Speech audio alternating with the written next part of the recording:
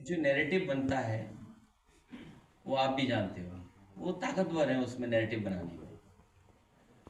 हम कुछ भी बात कहेंगे तो वो बात अपने ढंग से कहेंगे जो उनको सूट करती है। मैंने कई बार कहा कि हम लोग टेक्नोलॉजी को समझते हैं और हम लोग भी टेक्नोलॉजी के साथ ग्रो हुए हैं। ये वो उत्तर प्रदेश है जिसमें समाजवादियों ने सबसे ज़्यादा देश की सबसे बड़ी कंपनी के लैपटॉप बांट करके दिखाए। और पहली बार ऐसा हुआ था कि जो हमारी स्क्रीन थी उस पर नेताजी और हमारी तस्वीर रहती थी। जब भी कोई लैपटॉप ऑन करता था तो वो तस्वीर नजर आती थी, वो तस्वीर कोई हटा नहीं सकता था। दूसरा, इस प्रदेश को सबसे बेहतरीन पुलिस को रिस्पॉन्स सिस्टम दिया जो डायल 100 के नाम से जाना गया। आपकी एम्बुलेंस दी डायल 108-102 और न जाने कितने काम हम लोगों ने किए। और आप में पत्रकार साथियों को याद होगा जिस समय बिजली का एक बहुत बड़ा स्क्रीन और जिसको हम लोगों ने शुरू किया था और कहाँ कितना पावर जा रही है, कितना फ्लो ऑफ इलेक्ट्रिसिटी है, वो हम यहाँ बैठ करके देख सकते थे। वो बिजली विभाग का गोमती नगर में कंट्रोल रूम बना था। तो ये बातें मैं इसलिए बता रहा हूँ कि टेक्नोलॉजी को हम समझते हैं। और दुनिया का सबसे ताकतवर देश, दुनिया अर्थव्यवस्था के रूप में या हम किसी पैरामीटर पे देखें, उस देश में भी महीनों वोट डाला जाता है। अमेरिका जैसे देश में महीनों वोट डाला जाता है और महीनों काउंटिंग होती है। तो सोचो, हम 140 करोड़ या 24 करोड़ देश के लोगों का भविष्य तय करते हैं सरकार से। और अगर हम 6 करोड़ या 7 करोड़ का बजट मान लें, 35 लाख करोड़ अगर उत्तर प्रदेश है तो 35 लाख करोड़ के लगभग खर्च करने की जिम्मेदारी सरकार को देते हैं। तो आप 3 घंटे में रिजल्ट क्यों चाहते हैं? 2 घंटे में रिजल्ट क्यों चाहते हैं? काउंटिंग 1 महीना क्यों ना हो? इसलिए जो व्यवस्था अगर अमेरिका में है, आज हम अमेरिका के पीछे चल रहे हैं हर चीज में। आप जाइए बाहर, मैकडॉनल्ड बर्गर खाना है, पिज्जा हट पे पिज्जा खाना है, कपड़े जीन्स पहननी है, तो कम से कम एक नकल और कर लो बैलेट पेपर की। और दूसरा, जब अमेरिकन मशीन खराब हुई तो बताओ कौन काम आए? ये अनमोल नौजवान जो हमारे पीछे बैठे हैं, यही काम आए। तो इसलिए समाजवादी पार्टी इस पक्ष में है, हम जीते हारे लेकिन लोकतंत्र पे भरोसा बढ़े। इन मशीनों ने और इन रिजल्टों ने लोगों के बीच में अविश्वास पैदा किया। और डेमोक्रेसी में ये सबसे खतरनाक बात है कि हम अविश्वास हो जाए किसी चीज पर। ये मशीन विश्वास पैदा नहीं कर रही है। हो सकता है टेक्नोलॉजी ठीक हो, सही हो, लेकिन कहीं ना कहीं जनता में अविश्वास है इस बात को लेकर के। इसलिए हम इस पक्ष में हैं, बैलेट से वोट पड़ना चाहिए। और आपको याद होगा इलेक्शन कमीशन ने मुझे नोटिस दिया था कि किस आधार पे आप ये बात कह रहे हो कि वोटर लिस्ट में पर्टिकुलर लोगों का वोट काटा गया। याद है, वो मुस्लिम का वोट काटा गया, मैंने स्टेटमेंट दिया था। उस समय इलेक्शन कमीशन ने नोटिस दिया था मुझे। मैंने 18,000 विद एफिडेविट जो वोट काटे गए थे वो इलेक्शन कमीशन को भेजे थे। आज तक इलेक्शन कमीशन ने उन अधिकारियों के खिलाफ कोई कार्रवाई नहीं की। और आज जब मैं आपके पास बैठने आया हूं, इससे पहले कन्नौज से मुझे फोन आया था।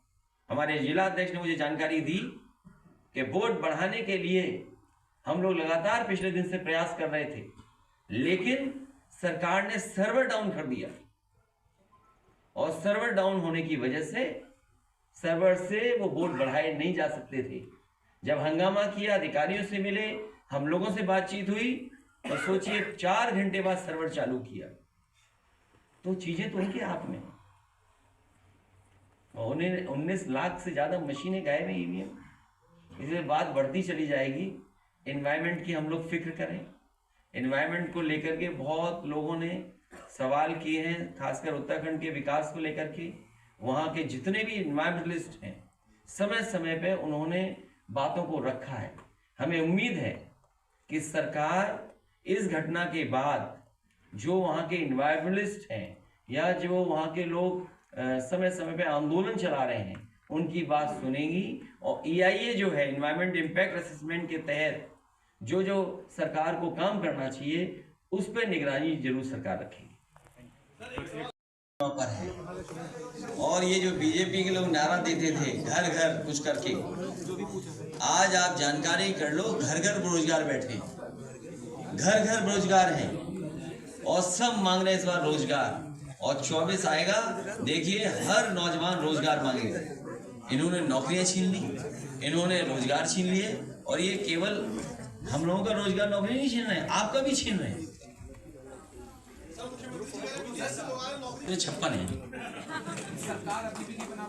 याद है 4656, आज तक सूची नहीं जारी की उन्होंने।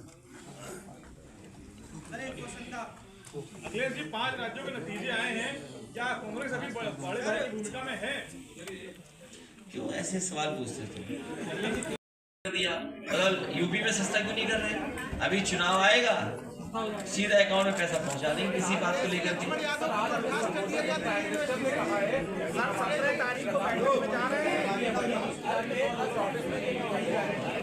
इस बार एक गारंटी चलेगी कि बीजेपी हारेगी, ये गारंटी देगी जनता इस बार। अखिलेश जी, लक्ष्मण यादव को बर्खास्त कर दिया गया दिल्ली यूनिवर्सिटी से, आपके मंच पर दिखे थे। अब उनका रास्ता खुल गया है, वो जो चाहे सो करें। और इस तरह का भेदभाव हर जगह लोगों को महसूस करना पड़ता है। कोई कितने बड़े भी पद पे रहे, उसको कभी न कभी अपमानित होना पड़ता है। ये समाज में अपमानित होना पड़ रहा है, इसकी लड़ाई लड़ते रहना पड़ेगा। और अगर वो उनकी नौकरी गई है तो आपको तो पढ़े लिखे नौजवान दिखाई दे रहे हो, आप देखिए PDA कहीं है ही नहीं, वाइस चांसलर अपॉइंटमेंट कहीं PDA नहीं, प्रोफेसर असिस्टेंट प्रोफेसर कहीं PDA नहीं, कहीं डॉक्टर नहीं, कहीं नौकरी में PDA नहीं। तो सोचिए आप। सर, आप उत्तर प्रदेश के साथ हो या क्या पूरे भारत के साथ हो? अरे आज तो कुछ ठीक है। बीजेपी ने एक उद्योगपति के यहाँ छापा मारा और आप में से बहुत सारे साथियों ने ये लिखा और चलाया कि इस इत्र व्यापारी के यहाँ जिसके यहाँ छापा पड़ा है, ये समाजवादी पार्टी का इत्र व्यापारी है, इसका संबंध समाजवादी पार्टी से है। और कई अखबारों ने फ्रंट सबसे बड़ी खबर बनाई। मुझे सुनने में आ रहा है कि उसका आधा पैसा वापस हो गया है। तो ये जो छापा पड़ा है वो अपना हिसाब किताब ठीक कर लेगा, आधा पैसा फिर वापस ले लेगा। ये कौन सी बड़ी बात है? आपको सवाल पैसे का नहीं पूछना चाहिए। बताइए नोटबंदी से क्या मिला है, इसका रिजल्ट क्या है? क्या है नोटबंदी का रिजल्ट, बताओ आप। नोटबंदी के बाद भी लोगों के इतना पैसा निकल रहा है। सवाल ये नहीं कांग्रेस और बीजेपी का, सवाल ये है कि नोटबंदी के बाद भी लोग बेईमानी कर रहे हैं। और जिसमें कानपुर वाला जिस इत्र व्यापारी के यहाँ पैसा निकला था वो सब बीजेपी का पैसा था। हम उस इत्र व्यापारी से कहेंगे, और बीजेपी के नेताओं ने जिन्होंने झूठा प्रचार किया था हमारे लिए कि समाजवादियों का पैसा है, हम उनसे कहेंगे कि चुनाव आ गया है, कम से कम आधा तो भिजवा दो। यहाँ चुनाव कैसे लड़ेंगे हम लोग? जब इत्र व्यापारी के यहाँ बोला कि पैसा समाजवादियों का है तो बीजेपी के लोग भिजवाएं आधा पैसा वापस, तो उससे चुनाव लड़ा जाए फिर।